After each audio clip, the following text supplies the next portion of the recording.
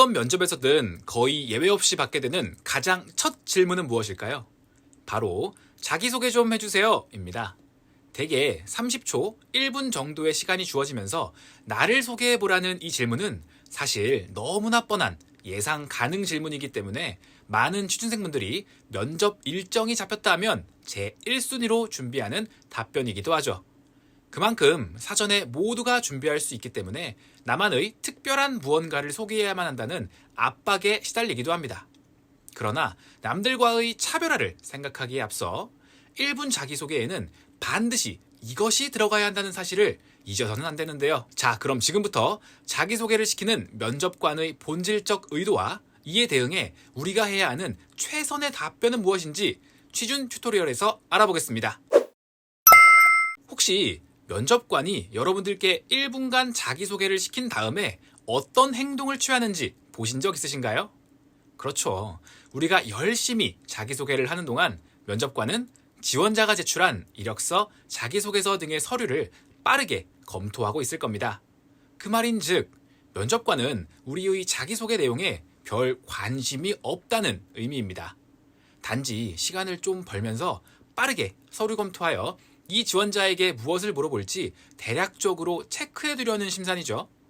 이런 상황이라고 한다면 우리가 자기소개를 하는 대략 1분 남짓의 시간 동안 이 경험도 했습니다, 저 경험도 했습니다, 이 역량도 있고요, 저 역량도 있고요, 이렇게 구구절절 많은 내용들을 나열하는 것이 과연 의미가 있을까요?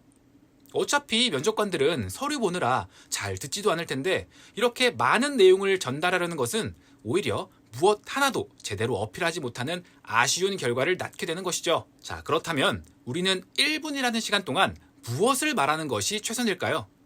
제가 생각하는 가장 이상적인 시나리오는 바로 나를 대표하는 단 한 가지 키워드만을 반복해 강조하는 것입니다. 면접관들로 하여금 나라는 사람에 대해 이것 하나만큼은 꼭 기억해줬으면 좋겠다 하는 것을 키워드로 하여 그 하나의 키워드에 집중해 이야기를 풀어나가는 것이죠.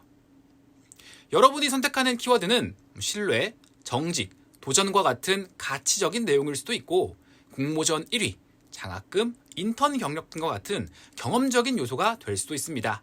그 어떤 내용이든 크게 상관은 없어요.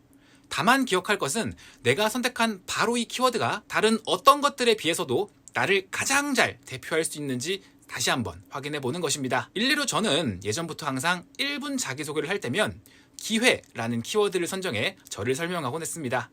아무리 돈과 시간이 많더라도 내가 원하는 것을 할 수 있는 기회가 주어지지 않는다면 그 삶은 큰 의미를 갖기 어렵다는 내용이죠. 여기에 제 실제 경험이나 강화된 생각을 덧붙여 1분을 완성하곤 했습니다. 자, 이제 이해되셨나요? 1분 자기소개는 면접관에겐 그렇게 중요하진 않은 시간입니다. 따라서 그래도 나라는 사람에 대해 이것 하나만큼은 꼭 기억해줬으면 하는 단 하나의 키워드를 갈고 닦아서 전달하는 시간으로 활용해야겠습니다. 그래서 오늘의 취준 튜토리얼 한마디, 맞쌤은 기회의 가치를 중요하게 생각하는 사람이다. 꼭 기억해주세요.